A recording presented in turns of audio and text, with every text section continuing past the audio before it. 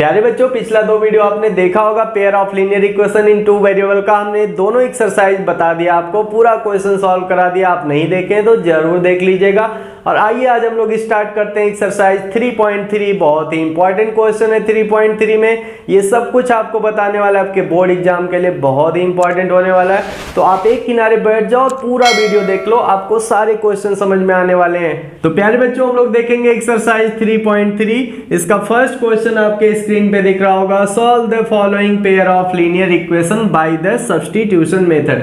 हम लोग 3.3 में क्या पढ़ेंगे? सब्स्टिट्यूशन मेथड से कैसे हम किसी भी पेयर ऑफ लीनियर इक्वेशन को सॉल्व करेंगे, मतलब x और y की वैल्यू कैसे हम लोग निकालेंगे। ठीक है, ये हम लोग पढ़ने वाले हैं। फिर अगले एक्सरसाइज में हम लोग एलिमिनेशन मेथड पढ़ेंगे। फिर नेक्स्ट एक्सरसाइज में हम लोग क्रॉस मल्टीप्लिकेशन पढ़ने वाले। तो आइए पहले क्वेश्चन का जो पहला पार्ट है इस पे हम लोग ध्यान देते हैं। अब बिल्कुल आप ध्यान से देखिएगा।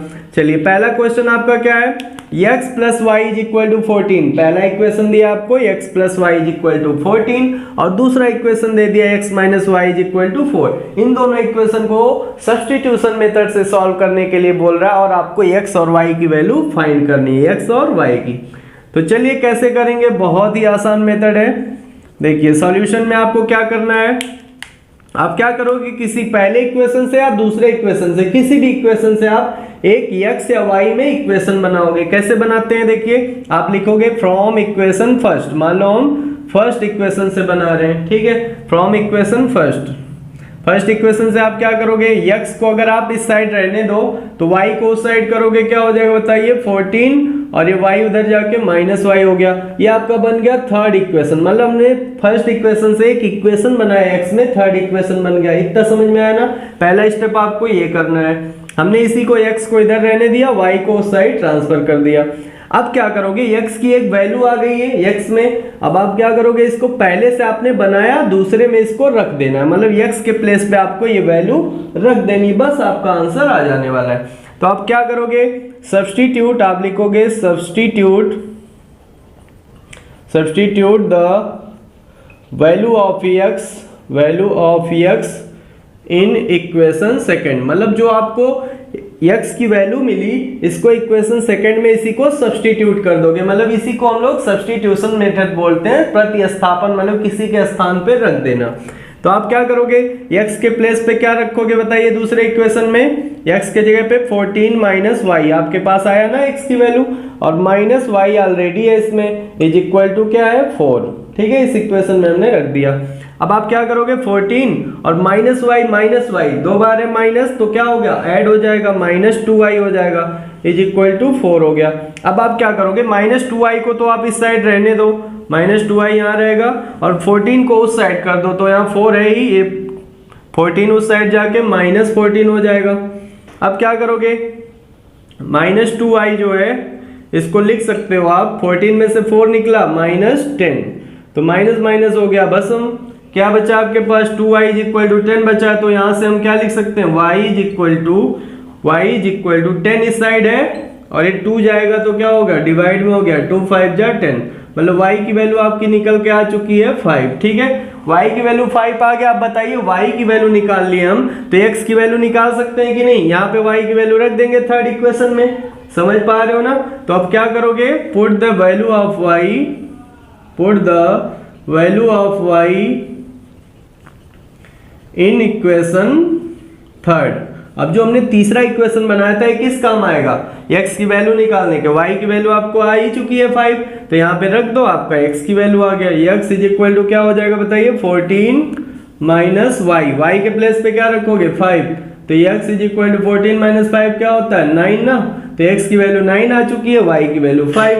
तो आपको ऐसे ही सिंपली आप सॉल्व कर सकते हो। बहुत ही मजा आगे आने वाला है। चलिए एक क्वेश्चन और देख लेते हैं। तो प्यारे बच्चों, आइए देख लेते हैं हम लोग फर्स्ट का सेकंड पार्ट। अभी आपने फर्स्ट पार्ट देखा, आपको बिल्कुल समझ में आ गया होगा। ऐसे ही आपको बिल्कुल करना है। चलिए देखते हैं इसको सॉल्व कैसे करते हैं हम लोग। बहुत ही आसान तरीका है। क्या करेंगे? सेम वही फंड आपको अपनाना है। फ्रॉम इक्वेशन फर्स्ट, क्या लिख दोगे? फ्रॉम इक्वेशन फर्स्ट, मतलब फर्स्ट इक्वेशन से आप क्या करोगे? एक इक्वेशन बना लो। अब इसमें वेरिएबल देखो आप क्या दिया है, 2 इक्वेशन दिए गए हैं, फर्स्ट और सेकंड। वेरिएबल अब की बार x y ना देके क्या दे दिया? yes और t दे दिया। तो कोई फर्क नहीं पड़ता, हम करेंगे वैसे ही, चाहे x y दे, u v दे, yes t दे, कुछ भी दे, हमें फंडा तो वही अपनाना है। तो आप क्या करोगे, यहाँ से यस में इक्वेशन बना लो, yes is equal to S is equal to क्या लिखोगे, टी को आप दूसरे साइड कर दो तो 3 और टी उधर जाके प्लस टी हो जाएगा। मतलब आपका तीसरा इक्वेशन बन चुका तुरंत चुटकियों में। अब आप क्या करोगे, ये जो तीसरा इक्वेशन बना इसमें क्या है, यस की एक वैल्यू आ गई ना, इसी यस की वैल्यू को आप सेकंड में रखोगे। फर्स्ट से आपने बनाया, सेकंड में इसको पुट कर दो। ठीक, बस यही फंडा है इतना। तो आप क्या लिखोगे, substitute the value of yes in equation second, मतलब s की वैल्यू आप सेकेंड इक्वेशन में पुट कर दो, आपका आंसर आ जाएगा। देखिए अब सेकेंड इक्वेशन आपको दिख रहा है ना, s के जगह क्या लिख देंगे हम, 3 प्लस टी, और नीचे क्या है इसके 3 plus t upon 2 is equal to 6। अब देखिए यहाँ से अब कैलकुलेशन आ गया आपका, और कैलकुलेशन में ही आप फंसते हो, इसलिए हम बोलते हैं हमारा बेसिक मैथ का 10 वीडियो पूरा हमने बनाया, उसको आप देख सकते हो जाके, 10 वीडियो इसी चैनल पे डे 1 से लेके डे 10 तक, उसमें सारे कैलकुलेशन के फंडे हमने बता दिए। चलिए अब यहाँ पे कुछ लोग क्या करते हैं, 3 से 3 को भस्म कर देंगे, मतलब काट देंगे, तो ये कटता नहीं है, कुछ लोग करते हैं ऐसा। तो क्या करोगे आप, 3 और 2 का एलसीएम यहाँ पे लोगे, 3 2 का एलसीएम क्या हो जाएगा, 6। ठीक है, तो 3 से 6 में डिवाइड करोगे 2 आएगा। अब 2 का मल्टीप्लाई इन दोनों में होगा, 2 3 जा 6 प्लस 2 का टी में होगा 2t, बीच में प्लस है तो प्लस छाप दो। अब 2 से डिवाइड करोगे 6 में, 2 3 जा 6 3 बार आ रहा है, 3 का टी में होगा 3t। ठीक है ना, इतना समझ में आया, इज इक्वल टू 6। अब आपका काम क्या होगा, 6 को आप इस साइड कर दो, तो क्या लिखोगे बताइए, 3t और 2t ये दोनों मिलके क्या हो जाएंगे 5t, 6 plus 5t is equal to, ये 6 उधर जाएगा तो क्या हो जाएगा, ये 6 को आप उधर ले जाओगे, 6 6 जा 36 हो जाएगा। क्यों, अब क्या करोगे आप, 5t को इधर रहने दो, 36 इस साइड है, 6 को उधर ले जाओ, -6 हो गया। मतलब यहाँ से आपका क्या आ गया, 5t इज इक्वल टू 36 में से 6 निकाल दो, क्या बचेगा आपके पास 36 निकल गया। तो t इज इक्वल टू क्या आ गया आपके पास 30, और ये 5 इधर आके डिवाइड में हो गया, 5 6 जा 30, मतलब t की वैल्यू आपकी 6 आ गई।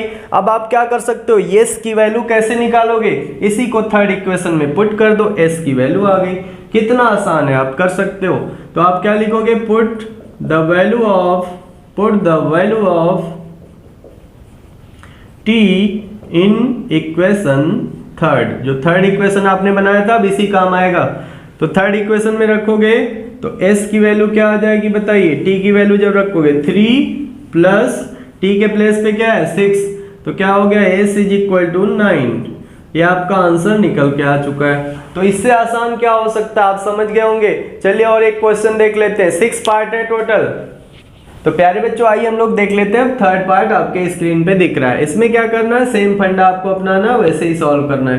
तो क्या करोगे आप, देखिए 3x minus y is equal to 3 है, और एक है 9x minus 3y is equal to 9, ये सेकेंड इक्वेशन है। तो आप क्या लिखोगे, फ्रॉम इक्वेशन फर्स्ट। जब सॉल्व करोगे तो लिखोगे from equation first, first equation से आपको एक इक्वेशन बनाना है। तो इससे आप क्या इक्वेशन बना सकते हो, देखो क्या कर सकते हो, 3x इधर है ही, इस 3 को आप इस साइड लेते आओ, y को उस साइड लेते जाओ, 3 को इधर लाओगे -3 हो जाएगा, और y को उधर ले जाओगे तो +y हो गया। मतलब y में एक इक्वेशन बन गया। ये इक्वेशन कौन सा है, इसको इधर लिख दो, ये थर्ड इक्वेशन बन गया। क्यों, ये जो हमने एक इक्वेशन बना दिया है थर्ड इक्वेशन बन गया। अब इसी को आप किस में पुट कर दोगे, सेकेंड में। तो क्या लिखोगे, substitute the value of y in equation second. इसको सेकेंड इक्वेशन में आप पुट कर दो। तो देखिए जहाँ पे y है वहाँ पे आप 3x माइनस 3 रखोगे, तो क्या लिखोगे, 9x को ऐसे ही छाप दो -3, और y के जगह पे आपको क्या लिख देना है, 3x माइनस 3। ठीक है ना, इज इक्वल टू 9। इसको अब हम सॉल्व करते हैं। देखिए 9x माइनस, अब 3 का 3 में करोगे 9x फिर हो जाएगा, और 3 का 3 में करोगे तो माइनस माइनस प्लस 3 3 जा 9 इज इक्वल टू 9। अब देख रहे होगे आप 9x में से 9x भस्म हो गया, 0 बचा, मतलब 9 इज इक्वल टू 9 यहाँ पे आ गया। इसका मतलब समझ रहे हो, ये दोनों इक्वल आ गए, इसके कोई सोल्यूशन आप नहीं निकाल पाओगे। ऐसा क्यों, क्योंकि आप देखो हमने पिछले वीडियो में बताया था कि इसका अगर आप रेशियो निकाल रहे हो a1/a2 का 3/9 है a1/a2, मतलब 3 1 जा 3 3 3 जा 9 1/3 आ रहा है। ऐसे आप b1/b2 का निकालोगे वो भी 1/3 आ रहा है और c1/c2 भी 1/3 ही आ रहा है, मतलब सब इक्वल हो गए। इसके मेनी इनफाइनाइट सोल्यूशन होंगे, मतलब इसका कोई एक वैल्यू हम अभी नहीं निकाल सकते हैं, ठीक है, समझ गए होंगे आप। इसके हम बहुत सारे वैल्यू x और y की वैल्यू रख के निकाल सकते हैं, ठीक है ना। तो इतना ही आप सॉल्व करोगे, यहीं तक। इसको बोलोगे it has many infinite solution, infinite solution, इसमें बहुत सारे इनफाइनाइट सोल्यूशन मिलेंगे, तो इसको और आगे आप सॉल्व नहीं कर सकते। चलिए नेक्स्ट क्वेश्चन देख लेते हैं।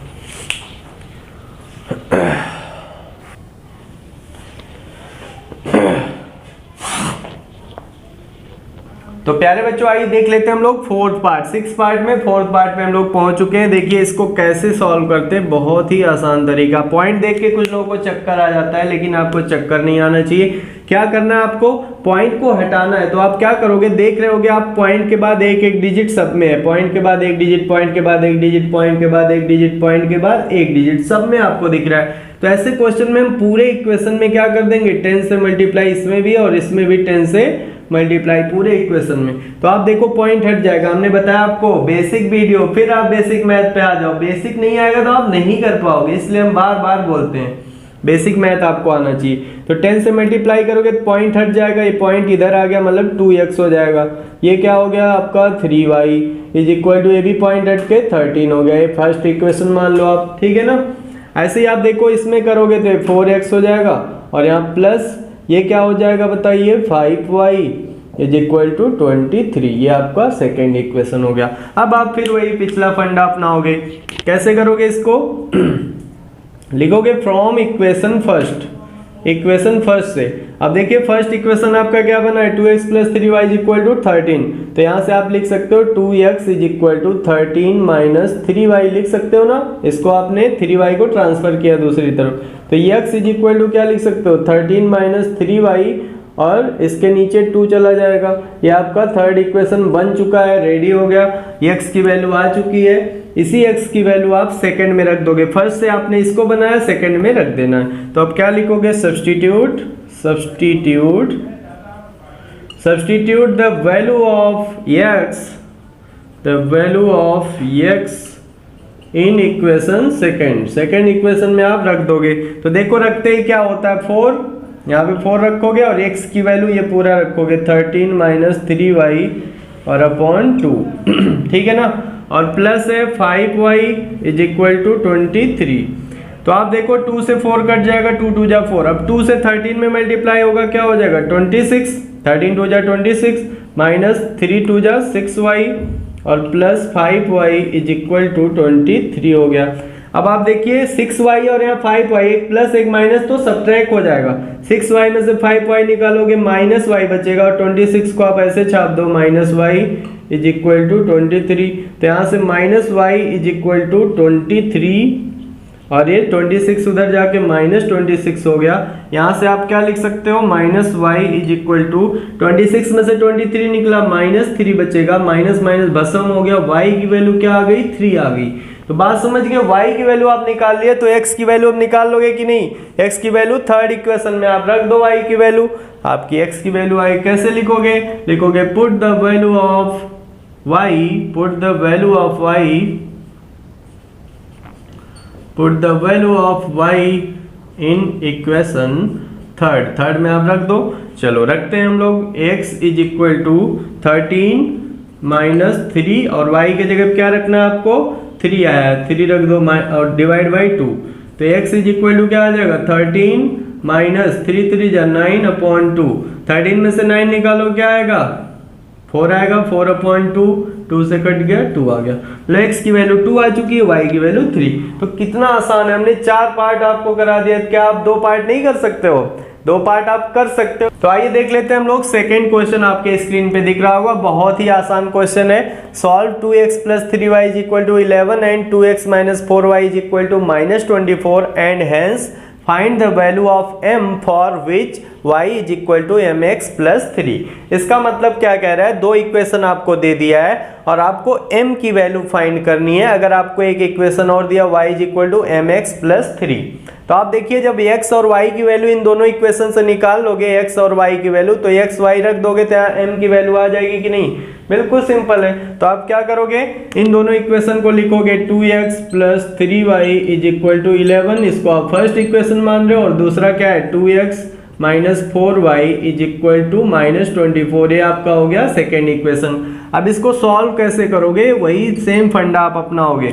क्या करना है आपको, फ्रॉम इक्वेशन फर्स्ट, पहले इक्वेशन से फ्रॉम इक्वेशन फर्स्ट इक्वेशन से हम एक इक्वेशन बना ले रहे हैं। क्या लिखेंगे यहाँ से, 2x is equal to 3y को उधर कर दो, 11 minus 3y।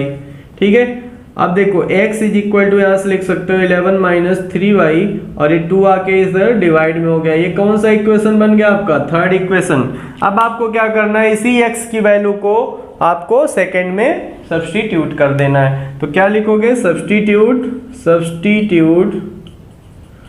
The value of x, substitute the value of x in equation second, मतलब फर्स्ट से बनाया सेकेंड में सब्स्टिट्यूट कर देंगे। तो 2 और x के प्लेस पे आपको यही पूरा रखना है, 11 माइनस 3y अपॉन 2, और क्या है minus 4y is equal to minus 24। हमने सेकेंड इक्वेशन में पूरा टोटली x की वैल्यू रख दिया। अब 2 से 2 क्या हो गया, भस्म हो गया, खत्म हो गया। बचा क्या हमारे पास 11, और ये देखो माइनस 3y, ये भी माइनस 4y, माइनस 7y लिख सकते हो, दोनों ऐड हो जाएंगे, दोनों माइनस है, इज इक्वल टू माइनस 24। अब आप क्या करने वाले हो, माइनस 7y को इधर रहने दो, आप 11 को उस साइड उठा के फेंक दो, क्या हो जाएगा माइनस 24 इधर रही, 11 जाके माइनस 11 हो गया। तो minus 7y is equal to 24 में 11 आप ऐड कर दोगे, कितना हो जाएगा माइनस 35।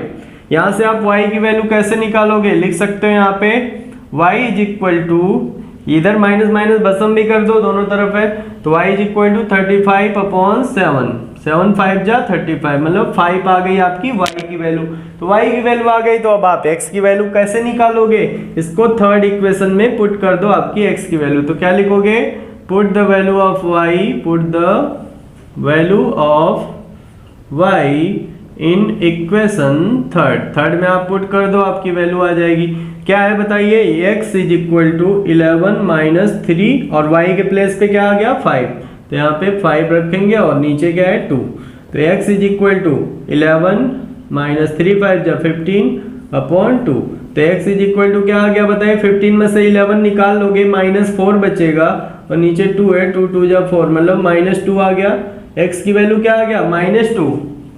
अब आप जो बोला है इसकी वैल्यू निकाल सकते हो ना, इसकी वैल्यू आपको निकालनी है, तो आप क्या करोगे, y की x की सारी वैल्यू आप रख दो, आपका आंसर आने वाला है। तो आप क्या लिखोगे यहाँ पे, y के प्लेस पे इस इक्वेशन को आपको निकालना है m की वैल्यू। तो y के जगह पे क्या आया 5 इज इक्वल टू, m के जगह पे कुछ नहीं है, नहीं पता, x के जगह पे क्या रखोगे आप माइनस 2, ठीक है, और प्लस 3। अब आप क्या करोगे, देखो ये 5 है, तो यहाँ पे 5 और 3 इधर आएगा माइनस 3, और 2 देखो यहाँ पे क्या है मल्टीप्लाई में, तो इस साइड लाओगे तो डिवाइड में हो जाएगा minus 2 is equal to m। तो 5 में से देखो 3 को आप निकालोगे, 2 बचेगा, और नीचे भी माइनस 2 है इज इक्वल टू m। तो माइनस 2 से 2 1 जा 2 तो आएगा, लेकिन m की वैल्यू क्या आ गई माइनस 1, m की वैल्यू मतलब m is equal to minus 1। तो आप समझ गए होंगे कैसे सॉल्व करना है क्वेश्चन को। आपको x y की वैल्यू पता चल गई, तो हमने इस इक्वेशन दिए गए इक्वेशन में रख दिया x y की वैल्यू को, आपकी m की वैल्यू आ गई। मतलब कैलकुलेशन ही मेन होता है, इसलिए बेसिक वीडियो आपको आनी चाहिए बेसिक मैथ की, तो वीडियो आप हमारा देख